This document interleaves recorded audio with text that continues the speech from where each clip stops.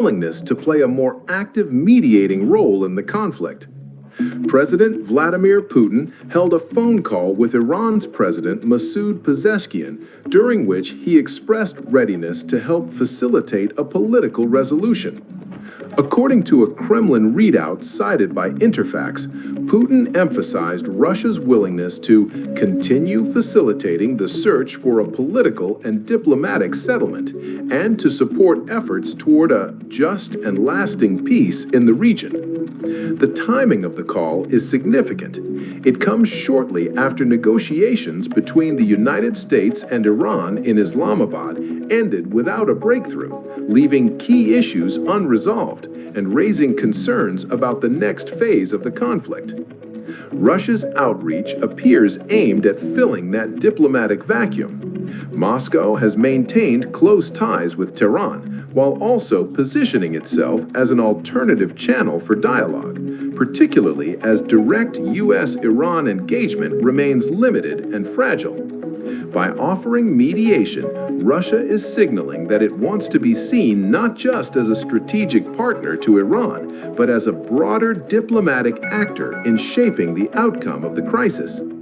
The move also reflects a wider geopolitical dynamic.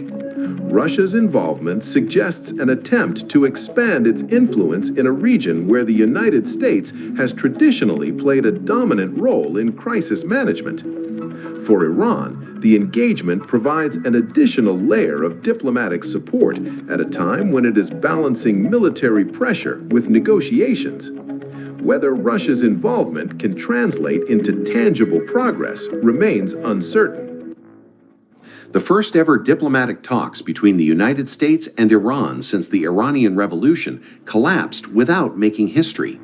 A deal that could have reshaped the Middle East ended after 21 hours of intense negotiations. Iran said the U.S. made excessive and unlawful demands.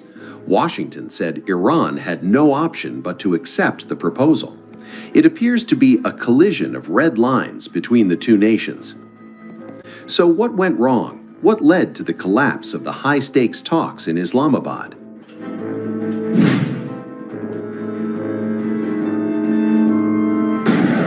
The talks came after a 2-week truce was announced on April 7th, following a 40-day war. At the heart of the collapse is the strategic Strait of Hormuz and the role of the Middle East's powerful militant group, Hezbollah. Tehran asserted full control over the waterway. According to reports, Washington demanded free navigation through the narrow strait, a critical artery of the global economy.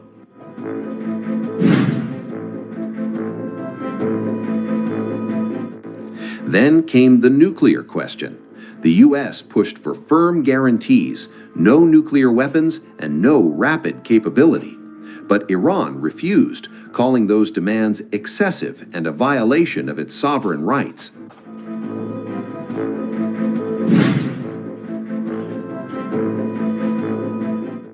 Iran also brought Lebanon into the talks, demanding a ceasefire and linking diplomacy to the fate of its ally, Hezbollah. The reality is, on a number of different issues, we have come to some understandings. But concerning 2 or 3 crucial matters, the viewpoints were quite divergent, and ultimately these discussions did not result in any agreement. Another significant aspect that needed to be taken into account was the inherent complexity of the subjects and the intricate nature of the prevailing conditions. This time some entirely new topics were introduced and added to the negotiation agenda, such as the critical issue of the Strait of Hormuz or the wider regional context. Well, these inherently possess their own specific conditions, unique characteristics, and particular requirements. According to reports, the U.S. demanded that Iran give up its uranium, refused to accept a full ceasefire in Lebanon, and did not recognize Iran's control over the Strait of Hormuz. Reports say Iran rejected these demands, arguing that the Trump team did not intend to negotiate, but only to impose conditions. Meanwhile, both delegations have returned to their respective capitals. The ceasefire may be extended for another week or 10 days to allow further talks, though this has not been officially confirmed. Pakistan has called on both Iran and the United States to maintain the ceasefire after the talks ended without an agreement. Pakistan's Foreign Minister Ishaq Dar said Islamabad will continue efforts to facilitate fresh dialogue between Iran and the United States in the coming days.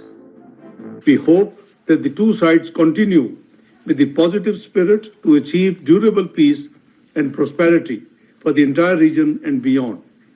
It is imperative that the parties continue to uphold their commitment to ceasefire. Pakistan has been and will continue to play its role to facilitate engagement and dialogue between the Islamic Republic of Iran and the United States of America in the days to come. On behalf of Pakistan, I would like to express gratitude to the two sides for appreciating Pakistan's efforts to help achieve the ceasefire and its mediatory role. Is Donald Trump planning Iran's naval blockade after Tehran refused to reopen the Strait of Hormuz? On his Truth Social account, the U.S. president shared a news article which claimed that he held a trump card if Iran didn't bend, a naval blockade, similarly to the move in Venezuela. Earlier, the U.S. and Iran ended 21-hour ceasefire talks without agreement. The bad news is that we have not reached an agreement, and I think that's bad news for Iran much more than it's bad news for the United States of America. So we go back to the United States having not come to an agreement. We've made very clear what our red lines are, what things we're willing to accommodate them on, and what things we're not willing to accommodate them on. And we've made that as clear as we possibly could, and they have chosen not to accept our terms. Vance said he remained in constant communication with U.S. President Donald Trump and others in the administration during the negotiations. The vice president said he spoke with Trump a half dozen times, a dozen times, over the past 21 hours, and also spoke with Secretary of State Marco Rubio, Treasury Secretary Scott Bessent, and Admiral Brad Cooper, head of the United States Central Command. Yeah, I'm getting a lot of reports. They've been meeting for many hours, as you probably have noticed. We'll see what happens. Look, regardless, we win. Regardless what happens, we win. We've totally defeated that country. And so let's see what happens. Maybe they make a deal, maybe they don't. From the standpoint of America, we win. One of the things that's happening is that boats are sailing up and heading out to our country. Big, beautiful tankers, and we're loading them up with oil and gas and everything else, and it's a pretty beautiful thing to see. We're going to see what happens. We're in very deep negotiations with Iran. We win regardless. We've defeated them militarily. They've dropped a couple of water mines. You call them water mines in the boat. We've defeated all of their water boats, too. Their Navy has gone 158 ships. They have 28 water droppers, mine droppers, they call them. All of them are sunk. They probably have a couple of mines in the water. We have mine sweepers out there. We're sweeping the strait. In addition to that, we're negotiating. Whether we make a deal or not makes no difference to me. And the reason is because we've won. Whether you listen to the fake news or not, you know. This just tells you that you're pleased with how the talks are going. Yeah, I'm getting a lot of reports. They've been meeting for many hours, as you probably have noticed. We'll see what happens. Look, regardless, we win. Regardless what happens, we win. We've totally defeated that country. And so let's see what happens. Maybe they make a deal, maybe they don't. Doesn't matter. From the standpoint of America, we win. One of the things that's happening is that boats are sailing up and heading out to our country. Big, beautiful tankers, and we're loading them up with oil and gas and everything else, and it's a pretty beautiful thing to see. What about the money? China needs Iran's assets. Have you agreed to release Iran's assets in other countries? We're going to see what happens. We're in very deep negotiations with Iran. We win regardless. We've defeated them militarily. They've dropped a couple of water mines. You call them water mines in the boat. We've defeated all of their water boats, too. Their Navy has gone 158 ships. They have 28 water droppers, mine droppers, they call them. All of them are sunk. They probably have a couple of mines in the water. We have mine sweepers out there. We're sweeping the strait. In addition to that, we're negotiating. Whether we make a deal or not makes no difference to me.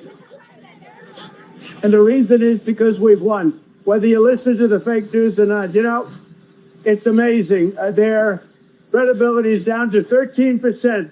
The media credibility down to 13%. Think of it. We defeated their Navy. We defeated their Air Force. We defeated their anti-aircraft. We defeated their radar. We defeated their leaders. Their leaders are all dead. And now all we do is we'll open up the strait, even though we don't use it, because we have a lot of other countries in the world that do use it that are either afraid or weak or cheap. I don't know what it is, but we were not helped by NATO, that I can tell you. Müde von endlosen Abonnements? Wähle Office 2024 Professional Plus. U.S. Navy Warship 121. This is SEPA Navy Station. You must alter course and go back to the Indian Ocean immediately. If you don't obey my order, you will be targeted. Out. Iran's state media, Press TV, has released what it calls proof of a dramatic naval confrontation in the Strait of Hormuz. Iran has accused the United States of staging what it calls a failed propaganda stunt. Iran's Islamic Revolutionary Guard Corps, the IRGC, has shared footage showing its forces warning a U.S. warship attempting to pass through the strait. Tehran claims the vessel seen in the video was forced to turn back. There were two ships identified as the USS Michael Murphy, DDG-112, and USS Frank E. Peterson, Jr., DDG-121, both advanced Arleigh Burke-class destroyers. According to the report, the U.S. vessels came within minutes of destruction after Iranian cruise missiles allegedly locked onto them and attack drones were deployed overhead. U.S. Navy Warship 121. This is SEPA Navy Station. You must alter course and go back to the Indian Ocean immediately. If you don't obey my order, you will be targeted. Out. This is Coalition Warship 121, engaged in transit passage in accordance with international law. No challenge is attended to you. U.S. Navy Warship transiting in the vicinity of Fujay Port and Oman Sea. This is SEPA Navy. This is SEPA Navy. Last warning, last warning, last warning. Close to High Island Port. Attention all vessels, attention all vessels, attention all vessels in Oman Sea. This is Iranian SEPA Navy. If you see any warship in your vicinity, keep a distance more than 10 miles from them because I'm ready to open fire on them without any warning. The incident reportedly unfolded at the mouth of the Persian Gulf, where Iranian forces issued a 30-minute ultimatum. The report claims the U.S. ships attempted deception, switching off tracking systems and spoofing identities to appear as commercial vessels from Oman. But Iranian forces say they detected the move early, intercepting the destroyers with patrol vessels and flying drones directly overhead. One of the destroyers allegedly tried to push forward until it was warned again on international radio. Moments later, both U.S. vessels reportedly retreated. Iran claims the ships fully complied with IRGC warnings. The report alleges the operation was designed to test Iran's naval readiness, exploit the ceasefire, and influence high-stakes U.S.-Iran talks in Islamabad. Those talks, held under Pakistani mediation, collapsed after nearly 21 hours with no breakthrough. Iranian forces also issued a broader alert, ordering all nearby vessels to stay at least 10 miles away to avoid collateral damage in case of a strike. A senior Iranian military official has now rejected U.S. claims entirely, insisting that only Iran controls access to the Strait of Hormuz. However, these claims come solely from Iranian state media and have not been independently verified. Iran is hitting back, and hard, at threats to control the world's most critical oil choke point, the Strait of Hormuz. Tehran is calling it a self-made problem. Iran says any blockade won't solve anything. It will only make matters worse. Iran's message is blunt. A blockade doesn't open routes, it shuts them down. The only way forward, Tehran insists, is diplomacy, not domination. A direct jab at Donald Trump, who has floated aggressive control measures over the strait. The start to all of this was once again the U.S. President Donald Trump's cryptic message. Hours after U.S. Vice President J.D. Vance announced the peace negotiations between Washington and Tehran had collapsed, Trump gave a strong hint about what his next step would be as he signaled an intense military action against Iran. Taking to Truth Social, Trump reposted an article from the website Just the News, which shed light on what actions the president could take against Tehran after the talks yielded no results. The article also highlighted how the U.S. Navy could exert control over the Strait of Hormuz.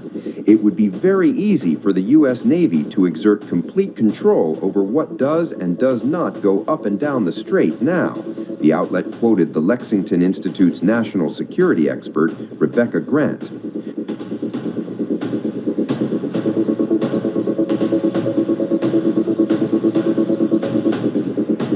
But behind the rhetoric, Iran is raising the stakes.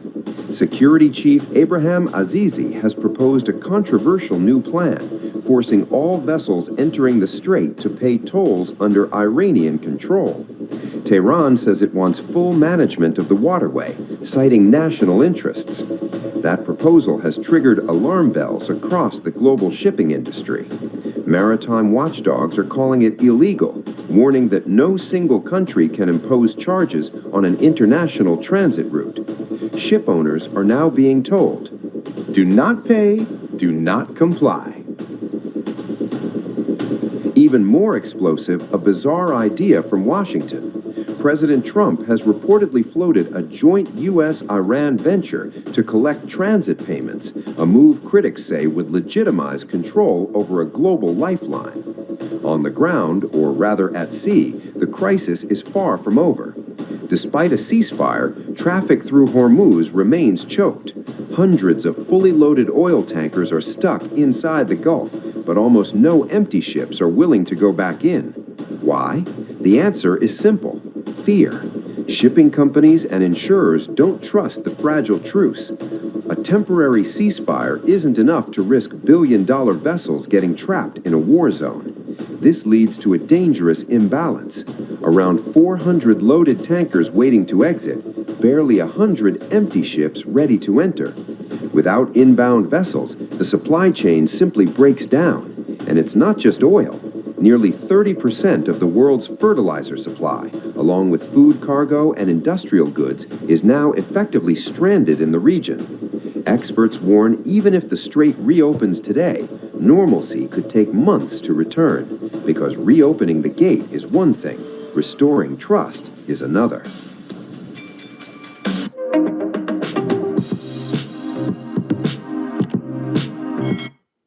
With ceasefire talks now collapsed and fresh U.S. air assets suddenly arriving, is war quietly sliding back onto the table as the next move? As speculation swirls over the safety of senior Iranian officials, is Washington preparing options that go far beyond diplomatic pressure? While leaders trade statements, are Pentagon war assets quietly creeping closer to Iran's borders, tightening the military noose? When open source trackers start flagging masses of U.S. warplanes streaming toward the Gulf, is that a rehearsal or the prelude to new strikes? With dozens of U.S. refueling jets now huddling in Israel, are we looking at routine positioning, or a signal that long-range strikes on Iran may be imminent?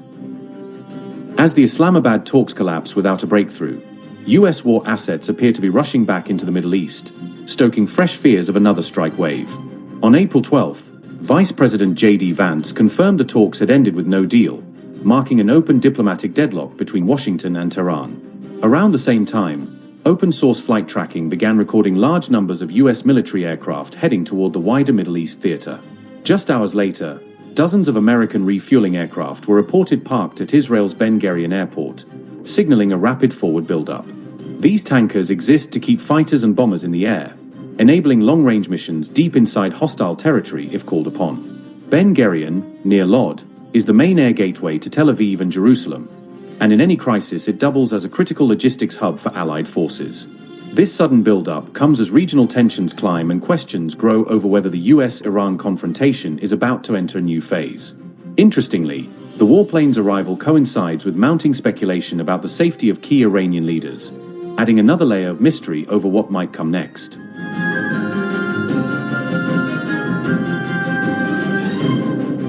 Social media erupted with concern over the safety of senior Tehran officials after the high-stakes US-Iran talks in Islamabad collapsed without an agreement. Online users speculated about potential assassination plots targeting Iranian delegates during and after the meeting, amplifying fears about their security. Unverified claims circulated that extra security measures, including the use of decoy aircraft, were deployed to shield top Iranian negotiators from possible attacks. This wave of speculation followed similar warnings from Iran's foreign ministry, which had already condemned what it called open incitement against its leaders. On April 11th, as the talks got underway, ministry spokesperson Esmail Baqiai highlighted mounting security threats to senior officials participating in the negotiations. Baqiai alleged that elements within US policy and media were openly advocating the killing of Iranian leaders if the peace talks failed. Iran's delegation in Islamabad included Foreign Minister Abbas Araghchi and Parliament Speaker Mohammad Bagher Ghalibaf, underlining the political weight Tehran placed on the talks. As Baqiai voiced these concerns, Iran and the United States ultimately failed to reach a deal despite some 21 hours of intensive negotiations. The rare in-person meeting, the first of its kind in over a decade, had raised hopes of de-escalation before ending in disappointment. U.S. Vice President J.D. Vance later said the discussions were held in good faith, but acknowledged they had not produced any agreement. Vance added that Washington had put forward what he called its final and best offer, arguing that Tehran chose not to accept key conditions, particularly on nuclear commitments. Donald Trump, meanwhile, struck a defiant tone, insisting that the United States had already won the conflict by defeating Iran militarily, regardless of whether a deal was reached. I'm getting a lot of reports. They've been meeting for many hours, as you probably have noticed. We'll see what happens. Look, regardless, we win. Regardless what happens, we win. We've totally defeated that country. And so let's see what happens. Maybe they make a deal, maybe they don't. Is it a good time? From the standpoint of America, we win. One of the things that's happening is that boats are sailing up and heading out to our country. Big, beautiful tankers, and we're loading them up with oil and gas and everything else. And pretty beautiful thing to see. What about the China, Iran, have you agreed to release Iran's assets in other countries? We're going to see what happens. We're in very deep negotiations with Iran. We win regardless. We've defeated them militarily. They've dropped a couple of water mines, you call them water mines in the boat. We've defeated all of their water boats too. Their Navy has gone 158 ships. They have 28 water droppers, mine droppers they call them. All of them are sunk. They probably have a couple of mines in the water. We have mine sweepers out there. We're sweeping the strait. In addition to that, we're negotiating. Whether we make a deal or not makes no difference to me. And the reason is because we've won. Whether you listen to the fake news or not, you know, it's amazing. Their credibility is down to 13%. The media credibility down to 13%. Think of it. We defeated their Navy. We defeated their Air Force. We defeated their anti-aircraft. We defeated their radar. We defeated their leaders. Their leaders are all dead. And now all we do is we'll open up the strait, even though we don't use it, because we have a lot of other countries in the world that do use it that are either afraid or weak or cheap. I don't know what it is, but we were not helped by NATO, that I can tell you.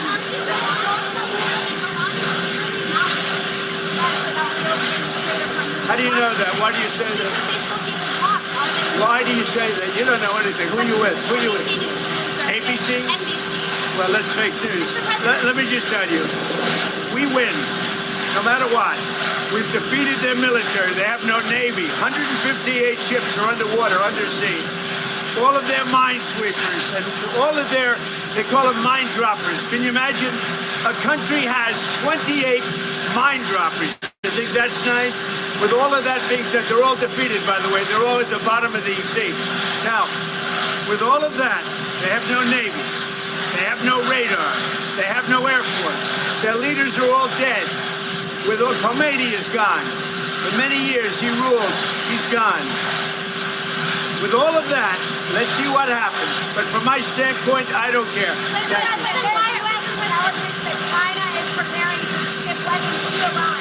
Well, if China does that, China's going to have big problems, okay? Well, good morning, everybody. And let me say a couple of notes of appreciation. First of all, to the Prime Minister of Pakistan and to Field Marshal Munir, who were both incredible hosts. And whatever shortcomings in the negotiation, it wasn't because of the Pakistanis, who did an amazing job and really tried to help us and the Iranians bridge the gap and get to a deal. We have been at it now for 21 hours, and we've had a number of substantive discussions with the Iranians. That's the good news. The bad news is that we have not reached an agreement, and I think that's bad news for Iran much more than it's bad news for the United States of America. So we go back to the United States having not come to an agreement. We've made very clear what our red lines are, what things we're willing to accommodate them on, and what things we're not willing to accommodate them on. And we've made that as clear as we possibly could, and they have chosen not to accept our terms. Questions? Sir, Nick Robertson from CNN. Precisely what have they rejected here? Can you help us understand it a little bit? Well, I won't go into all the details because I don't want to negotiate in public after we've negotiated for 21 hours in private. But the simple fact is that we need to see an affirmative commitment that they will not seek a nuclear weapon, and they will not seek the tools that would enable them to quickly achieve a nuclear weapon. That is the core goal of the President of the United States, and that's what we've tried to achieve through these negotiations. Again, their nuclear program, such as it is, the enrichment facilities that they had before, they've been destroyed. But the simple question is, do we see a fundamental commitment of will for the Iranians not to develop a nuclear weapon, not just now, not just 2 years from now, but for the long term? We haven't seen that yet. We hope that we will. Jen. Was there a framework on anything? And also, did the Iranian frozen assets come up? And did you reach any conclusions on those frozen assets? We talked about all those issues, Jen, and we talked about a number of issues beyond that. And so certainly those things came up. But again, we just could not get to a situation where the Iranians were willing to accept our terms. I think that we were quite flexible. We were quite accommodating. The president told us, you need to come here in good faith and make your best effort to get a deal. We did that. And unfortunately, we weren't able to make any headway. Preston. Mr. Vice President, how often did you communicate with President Trump throughout the negotiations? There are reports that there were multiple rounds, where there were breaks in between negotiations. How often did you communicate with the president throughout those rounds, and what was he saying as you were going through these negotiations that you said fell short? Yeah, obviously we were talking to the president consistently. I don't know how many times we talked to him, a half dozen times, a dozen times over the past 21 hours. We obviously also talked to Admiral Cooper, to Pete, to Marco, to the entire national security team. We talked to Scott Bessent a number of times. So look, we were constantly in communication with the team because we were negotiating in good faith.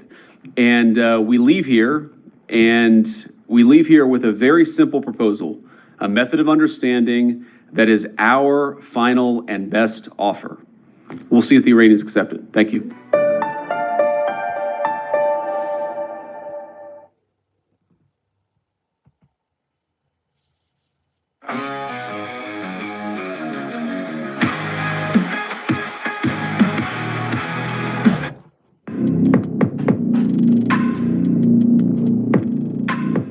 A sharp diplomatic confrontation has erupted between Turkey and Israel, with both sides trading personal and political attacks that are further straining already tense relations amid the wider regional conflict. In a strongly worded statement, Turkey's foreign ministry accused Israeli officials of making inappropriate, arrogant, and false allegations against President Recep Tayyip Erdogan, arguing that the criticism reflects frustration over Ankara's stance on Israel's actions in the region. The statement escalated into direct rhetoric targeting Israeli leadership, with Ankara describing Prime Minister Benjamin Netanyahu as the Hitler of the era, citing what it called widely recognized allegations of war crimes during the ongoing conflict. Turkish officials also pointed to legal pressure mounting on Israel internationally. They referenced proceedings at the International Criminal Court, where Netanyahu is subject to an arrest warrant over alleged war crimes and crimes against humanity, as well as ongoing cases at the International Court of Justice related to allegations of genocide. Ankara further accused Netanyahu of pursuing policies aimed at undermining peace efforts while avoiding domestic legal accountability, suggesting that attacks on Erdogan were an attempt to deflect from those pressures. The exchange intensified after Erdogan warned Donald Trump about potential provocations and acts of sabotage that could derail Iran-U.S. negotiations, and accused Israel of indirectly obstructing diplomatic efforts. In response, Netanyahu accused Erdogan of harboring terrorists, while Israeli Defense Minister Israel Katz described the Turkish president as a paper tiger, further escalating the war of words. Turkish officials pushed back strongly. Senior figures, including Vice President Cevdet Yilmaz, defended Erdogan and reiterated accusations that Netanyahu is pursuing regional instability to sustain his political position. At the same time, legal developments in Turkey have added a new dimension to the dispute. Prosecutors have reportedly filed charges seeking up to 4,596 years in prison for Israeli leaders, including Netanyahu. The case cites genocide, crimes against humanity, torture, and a 2025 raid on the Gaza-bound Global Samud flotilla in international waters, according to Turkish media reports. As the broader regional conflict continues, the escalating rhetoric between Ankara and Jerusalem risks opening yet another front, one defined not by direct military confrontation, but by intensifying political and legal confrontation on the global stage. My beloved citizens of Israel, my dear brothers and sisters, the campaign has not yet concluded. But even at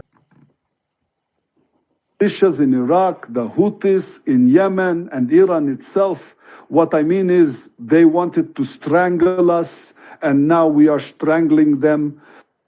They threatened us with destruction, and now they're fighting for survival. We hit them hard. There's still more to do, and I'll detail it shortly.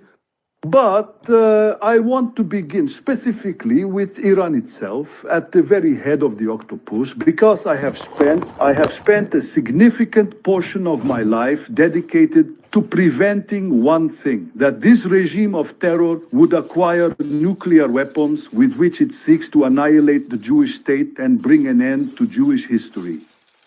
I spoke about this in Congress at the day and at the United Nations and in various parliaments. I authorized all kinds of operations, most of them covert, to delay them. And indeed, we did delay them, but the world did not listen. Many people said it's not so terrible. Iran is escalating its warnings, declaring total control over the world's most critical oil choke point, the Strait of Hormuz. New drone footage released by the Islamic Revolutionary Guard Corps, the IRGC, claims to show the real situation inside the strait. Tehran says every movement in these waters is now under its watch, and the warning is chilling. The IRGC says any miscalculation by its enemies will trap them in what it calls deadly whirlpools of Hormuz. The threat comes after Donald Trump ordered a naval blockade of the strait, a move that has pushed tensions to the brink. The stakes couldn't be higher.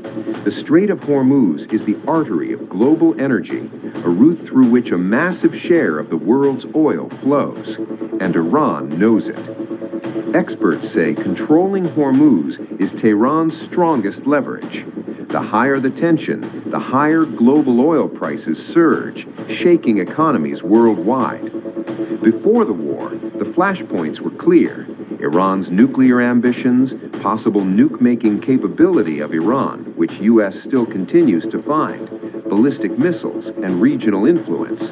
But now, the epicenter of the conflict has shifted from nuclear talks to control of the seas. Iran appears to have discovered a powerful reality. The Strait of Hormuz isn't just a passage, it's a weapon. Tehran is now refusing to fully reopen the strait unless there is a complete end to the war.